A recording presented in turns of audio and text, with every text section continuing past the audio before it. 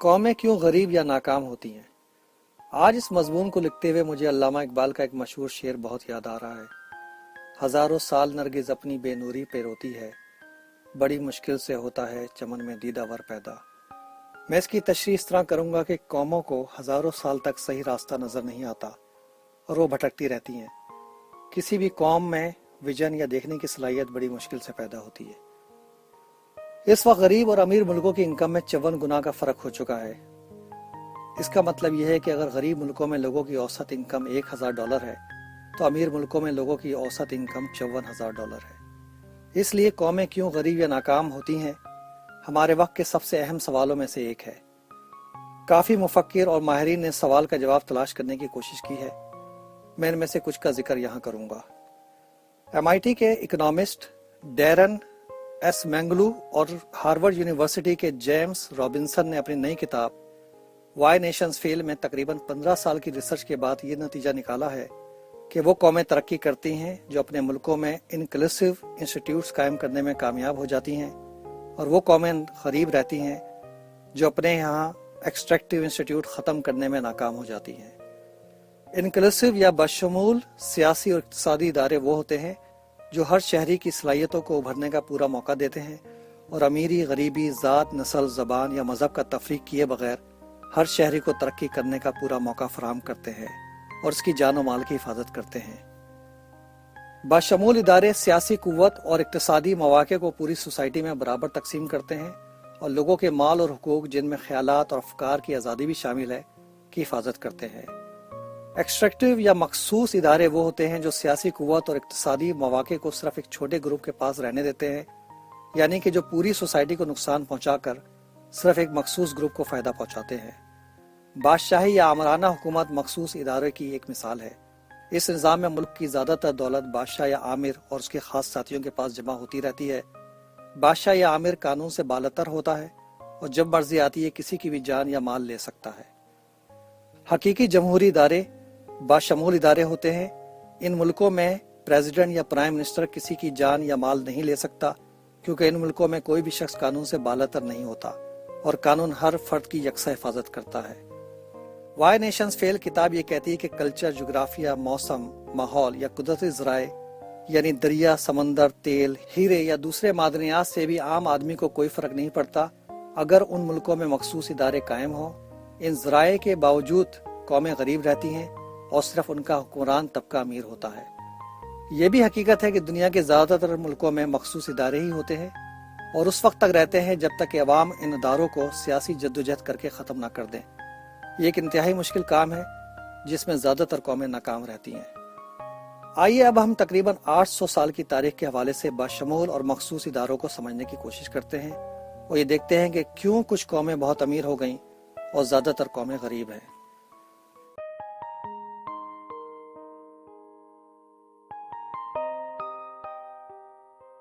England اور مغربی اور مشرقی یورپ۔ دنیا میں سب سے پہلے بشمول اداروں کو قائم کرنے کی بنیاد اس وقت پڑی جب سن 1215 عیسوی میں اشرفیہ اور فیوڈلز نے بادشاہ کو میگنا کارٹا کے تفصیلی معاہدے پر سائن کرنے پر مجبور کر دیا۔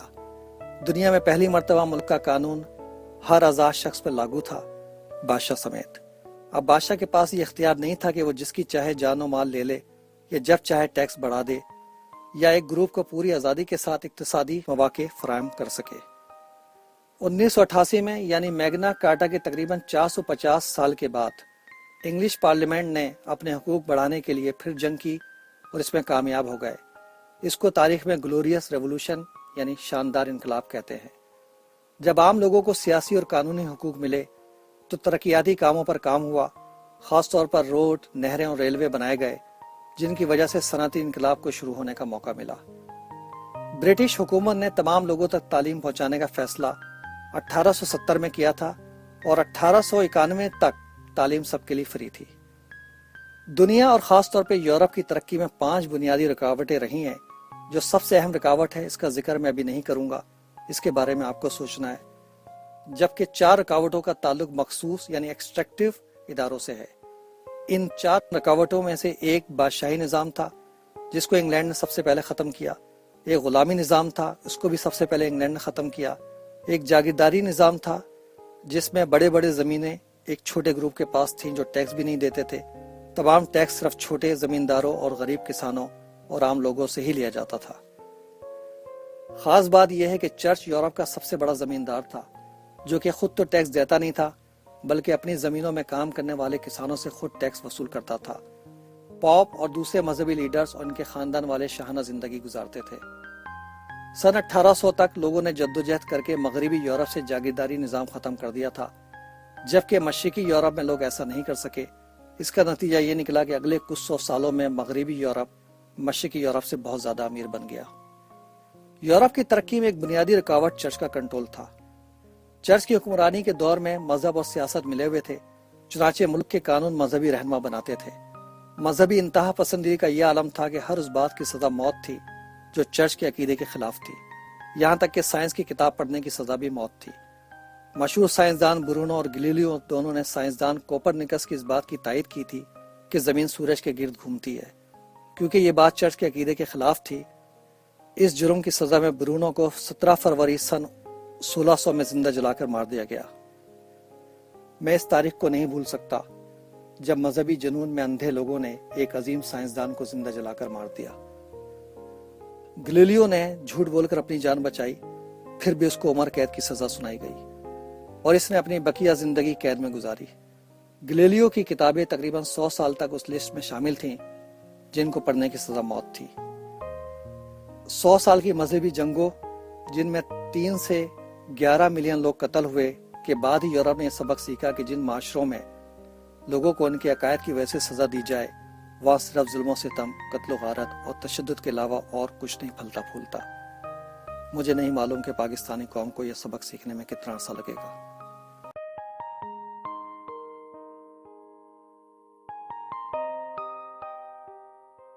اس مضمون کے اگلے حصے میں ہم یہ دیکھیں گے کہ کیوں ساؤتھ کوریا 10 گنا امیر بن گیا نارتھ کوریا کے مقابلے میں، سلطنت عثمانیہ اور انڈیا میں کیا ہوا، جاپان اور چائنا کس طرح 2 الگ الگ راستوں پہ نکل گئے۔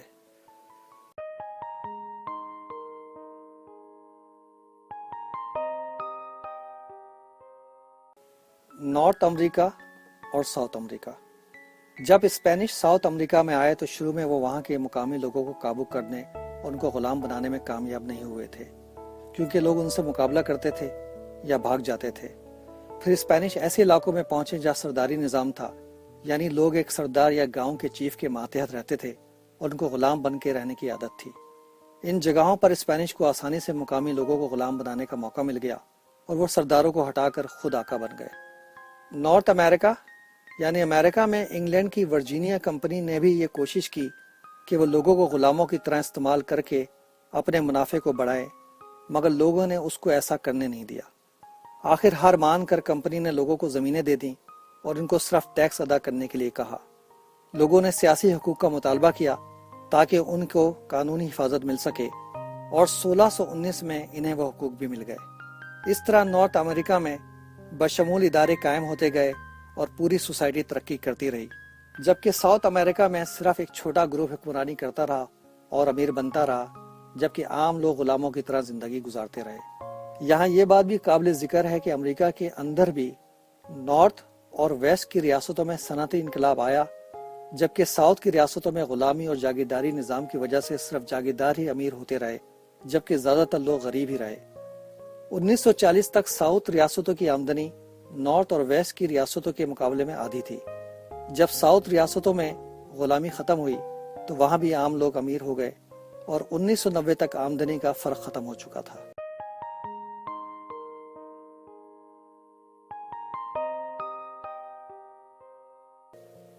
نارتھ کوریا اور ساؤتھ کوریا۔ کوریا کی تقسیم 1945 میں ہوئی تھی، دوسری جنگ عظیم کے خاتمے کے موقع پر، پاکستان بننے سے تقریباً 2 سال پہلے۔ ساؤتھ کوریا امریکہ کے اور نارتھ کوریا روس کے زیر انتظام آ گیا تھا۔ ساؤتھ کوریا میں بشمول ادارے بنائے گئے جنہوں نے سیاسی قوت اور اقتصادی مواقع عام لوگوں میں تقسیم کیے اور قانون کے ذریعے لوگوں کے اثاثوں کو تحفظ فراہم کیا، جبکہ نارتھ کوریا میں 1947 سے آمرانہ حکومت قائم رہی جس نے سیاسی قوت اور اقتصادی مواقع کو صرف ایک چھوٹے گروپ تک محدود کر دیا۔ 1990 کے دہائی کے آخر تک، یعنی تقریباً صرف 50 سال میں، ساؤتھ کوریا کی آمدنی نارتھ کوریا کی آمدنی سے 10 گنا زیادہ ہو گئی۔ نارتھ کوریا میں معیار زندگی اور صحت و علاج کا نظام اتنا خراب ہے کہ نارتھ کوریا کے لوگوں کی اوسط عمر ساؤتھ کوریا کے لوگوں کی اوسط عمر سے 10 سال کم ہے۔ رات کو لی گئی سیٹلائٹ کی تصویر سے یہ پتہ چلتا ہے کہ رات کو ساؤتھ کوریا روشنی میں جگمگا رہا ہوتا ہے، جبکہ نارتھ کوریا میں گپ اندھیرا ہوتا ہے بجلی کی شدید کمی کی وجہ سے۔ ساؤتھ اور نارتھ کوریا کی مثال سے یہ بات بالکل واضح ہو جاتی ہے کہ اگر آپ ایک ہی ملک کے 2 ٹکڑے کر دیں تو ان دونوں ملکوں کی قسمت کا انحصار اس بات میں ہے کہ ان ملکوں میں وہاں کے لوگ کون سے سیاسی اور اقتصادی ادارے قائم کرتے ہیں۔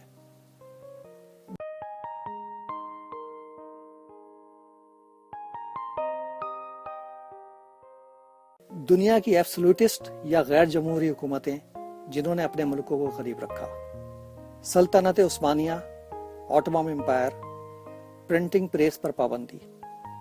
ایک زمانے میں سلطنت عثمانیہ دنیا کی عظیم ترین طاقت تھی۔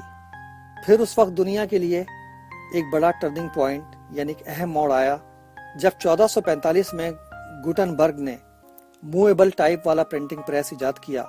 اس ایجاد نے دنیا کی اقتصادی ترقی میں بنیادی کردار ادا کیا۔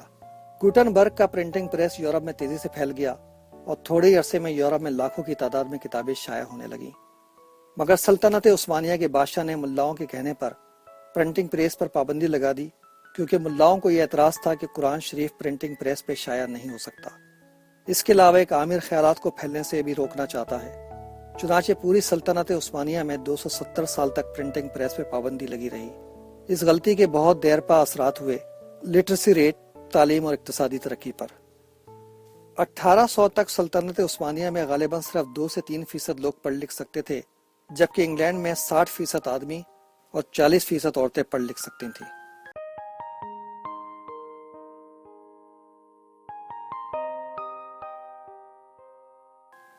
چائنا، نو شپنگ الاؤڈ، جہاز رانی پہ پابندی۔ 1433 میں چائنا کے پانی کے جہاز یعنی شپس یورپ کے جہازوں سے 3 گنا بڑے تھے۔ اس وقت چائنا دنیا کی سب سے بڑی طاقت سمجھا جاتا تھا۔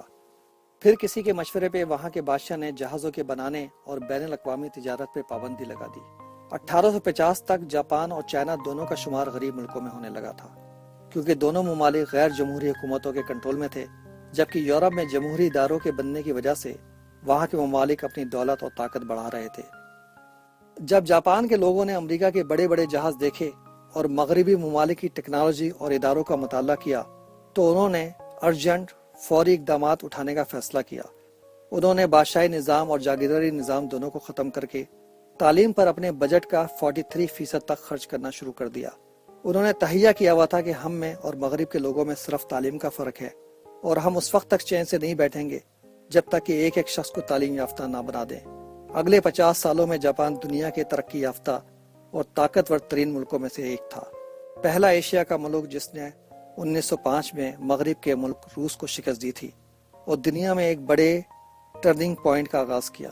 چائنا میں بھی لوگوں نے کوشش کی کہ وہ جمہوری ادارے قائم کر سکیں، مگر وہ اس میں کامیاب نہیں ہوئے۔ وہ اپنی طاقت کا صحیح استعمال نہیں کر سکے اور وہاں بادشاہت قائم رہی اور ملک غریب اور کمزور رہا۔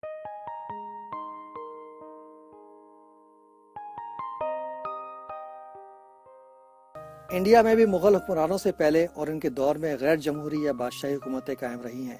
چنانچہ ملک کی تمام دولت کسانوں اور عام عوام سے لے کر بادشاہ اور اس کے مخصوص ساتھی اپنے پاس جمع کرتے رہتے تھے۔ ایسے ملکوں میں لوگ ایک غلامانہ زندگی گزارتے ہیں اور ان کو اس بات سے کوئی فرق نہیں پڑتا کہ ان کا حکمران کون ہے۔ چنانچہ جب انگریز انڈیا آئے تو ان کو زیادہ مشکل نہیں ہوئی ان حکمرانوں کو ہٹا کر خود آقا بننے میں۔ فرق صرف اتنا تھا کہ اب دولت صرف چند لوگوں کے پاس جمع ہونے کے بجائے ملک سے باہر جا رہی تھی۔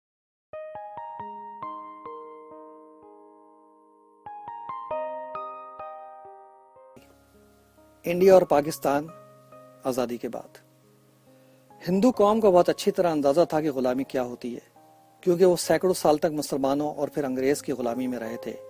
ان کے لیڈروں کو یورپ کی تاریخ کا پتہ تھا۔ انہیں معلوم تھا کہ جاگیرداری نظام پوری قوم کو غلام بنا کر رکھتا ہے۔